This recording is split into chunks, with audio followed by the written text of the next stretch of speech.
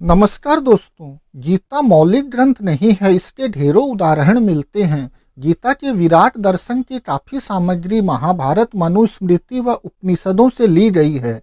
यह इस बात की ओर भी इशारा है कि गीता ज्ञान श्री कृष्ण द्वारा युद्ध भूमि में अर्जुन को दिए जाने वाला ज्ञान नहीं है, बल्कि गीताकार ने इसे कहीं बैठकर रचा है।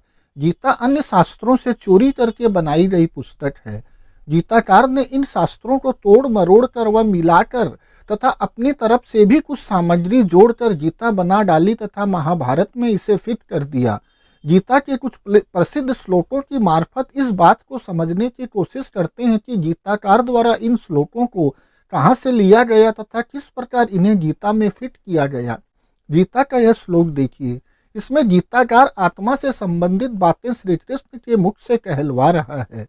यह जीवात्मा न कहीं जन्म ग्रहण करती है, न मरती है, न यह जीवात्मा होकर फिर होने वाला है। यह अज है, यह नित्य है, यह शाश्वत है, यह पुरातन है। शरीर के नाश होने पर भी इसका नाश नहीं होता।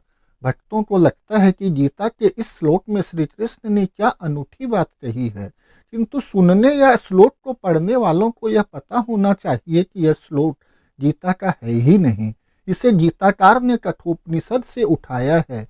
देखिए, दोनों श्लोक अक्षरश एक समान है। इसमें कहीं मात्रा, कोमा या बिंदु का भी फर्क नहीं है। अब गीता के दूसरे अध्याय के इस 19वें श्लोक को देखिए।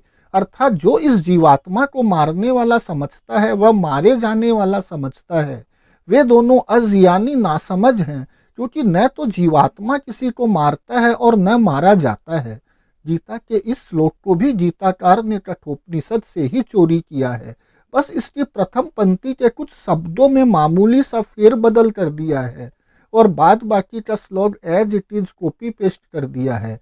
आप लोग खुद भी देख सकते हैं। अब गीता के सबसे ज्यादा प्रसिद्धि पाने वाले श्लोक, जिसे कि हम सबने कभी न कभी सुना ही होगा, उसका हल भी देख लीजिए। यहाँ श्री कृष्ण के मुख से गीताकार कहता है कि हे अर्जुन, जब जब धर्म की हानि होती है तब तब मैं धर्म का उद्धार करने के लिए अवतार ग्रहण करता हूँ।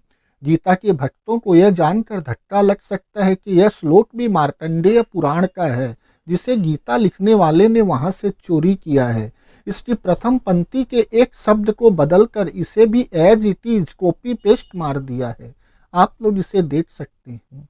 अतः गीता ने अपने पूर्व साहित्य से खूब सामग्री ली है। गीता में उपनिषदों से भी कुछ सामग्री ली गई है। नास्तो विद्यते भावो न भावो विद्यते सतः तथा यम यम वापि स्मरंध भावम इत्यादि विचार छांदोग्य से लिए गए हैं तथा क्षीर पुण्य ज्योतिषाम ज्योति तथा मात्रा स्पर्शा आदि विचार ब्रह्मदारण्यक उपनिषद से लिए गए हैं। आश्चर्यवत पश्चात कठोपनिषद की दूसरी बल्ली के आश्चर्योवक्ता श्लोक के समान है और न जायते म्रियते व कदाचित व यदि छंतो ब्रह्मचरण चरंती श्लोकार्ध गीता और कठोपनिषद में अक्षरश एक ही है। इंद्रियाणि परन्याहु कठोपनिषद से लिया गया है। गीता के अध्याय में योगाभ्यास के लिए योग स्थल का जो वर्णन किया गया है, सूचव देशे प्रतिष्ठाए व समूह सूचो आदि से लिया गया है तथा समय काय शिरोग्रीव यह शब्द तिरुनंतम स्थाप्य समम शरीरम इस मंत्र से लिए गए हैं। इसी प्रकार सर्वत्र है पाणिपादम श्लोक तथा इसके आगे का श्लोकार्ध भी गीता और श्वेतारोपनिषद में ज्यों का त्यों मिलता है। अरोरणीय यांसम तथा आदित्य वर्णे तमस्य परस्ताद पद भी गीता और श्वेत में एक से ही हैं। इसके अलावा गीता के 10वें अध्याय में श्री कृष्ण स्वयं अपने आप को जिन जिन उपाधियों से जिस प्रकार विभूषित करते हैं, वह ऋग्वेद के मंडल 4 सूक्त 26 मंत्र 1 पर आधारित हैं, जिसमें इंद्र कहते हैं कि मैं ही मनु था, मैं ही सविता हूँ, मेघावी कच्छीवान ऋषि भी मैं ही हूँ, मैंने अर्जुनी के पुत्र कुत्स को अलंकृत किया था, मैं ही उष्णा कवि हूँ, हे मनुष्यों मुझे देखो। गीता में बार बार श्री कृष्ण अर्जुन को अपनी बात मानने को कहते हैं। यह ठीक वैसा ही है जब कोई दुकानदार बहुत जिद करके ग्राहक से अपना माल खरीदने को कहे। श्री कृष्ण भी यही कर रहे हैं। वे अर्जुन से कहते हैं, तू मुझको ही नमस्कार कर, मेरी ही पूजा कर, मेरे ही नाम का कीर्तन कर। अविनाशी मोक्ष पद मैं ही हूँ, केवल मैं ही सृष्टि का उत्पन्न करने वाला हूँ। मैं ही वेदों का ओमकार हूँ, केवल मेरी ही भक्ति करने से मोक्ष मिलेगा। मैं ही अर्जुन का खास सखा हूँ। मैं प्रतिज्ञा करता हूँ कि हे अर्जुन, मैं तुम्हें शर्तिया मोक्ष दे दूंगा। ये सब शक उपजाऊ बातें हैं, क्योंकि जब कोई दुकानदार बहुत जिद करके ग्राहक से अपना माल खरीदने को कहे, अपनी ईमानदारी और माल की बेहद तारीफ करे, तो समझना चाहिए कि वह दुकानदार पूरा धोखेबाज तथा ठग है।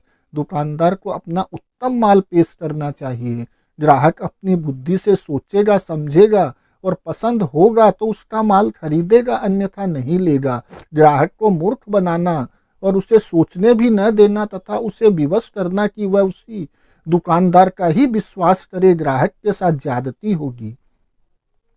इन सबसे यह निष्कर्ष निकाला जा सकता है कि गीता जातिवाद को बढ़ावा देने वाली पुस्तक तो है ही, मौलिक भी नहीं है। गीताकार ने इसमें चोरी की सामग्री का भी भरपूर इस्तेमाल किया है। धन्यवाद।